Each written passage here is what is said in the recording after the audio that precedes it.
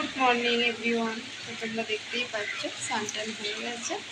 তো আজকে তাড়াতাড়ি স্নান করেই নিলাম। এখন বাজে 8টা, বাবাই ওঠেনি, তো তাতেই করে স্নান করে নিলাম। আজকে বৃহস্পতিবার, পুজোটা করে নেব। তোমরা দেখতেই পাচ্ছ আলপনা দিতে বসে পড়েছি। তো পুজোটা করে নেব। পুরো ভিডিওটা তোমাদের দেখাতে পারলাম না। তো এবার দেখো, আমার ছেলে ঘুম থেকে উঠে চলে এসেছে মাছকে খেতে দিতে। প্রতিদিন যেন ওর এটা কাজ। তো ওর একটা নেশা মতন হয়ে গেছে, ঘুম থেকে উঠে এসেই ও আগে মাছেদের খেতে দেবে।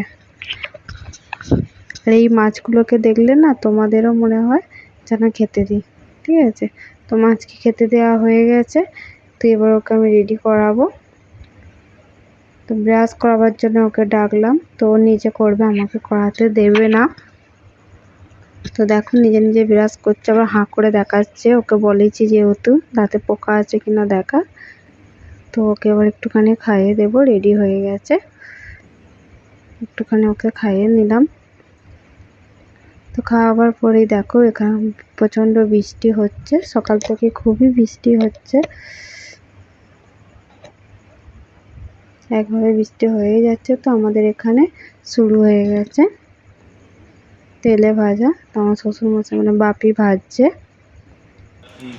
তো সকলকে খেতে দিয়ে দিয়েছি। তো আজকের ব্রেকফাস্ট আমাদের মুড়ি তেলে ভাজা। এর সাথে আরও অনেক রকমের চাট ছিল, তো সবটা তোমাদের দেখাতে পারলাম না। তো তোমাদের কার কার ভালো লাগে এইরকম ব্রেকফাস্ট অবশ্যই তোমরা জানাবে। বৃষ্টির দিনে তেলে ভাজা মুড়ি। আর এই যে আমার ছেলে বসে পড়েছে সকলের মাঝে ফোন নিয়ে। তো ওকে মুড়ি খেতে বলছি, তো ও খাবে না। একটুখানি খেলো, তো এমন মুখটাকে করলো যেন এতই বাজে খেতে, খাওয়া যায় না। তো আবার আমাকে ব্যাকে দিয়ে দিচ্ছে। তো এই ছিল আজকে আমাদের মিনি ব্লগ।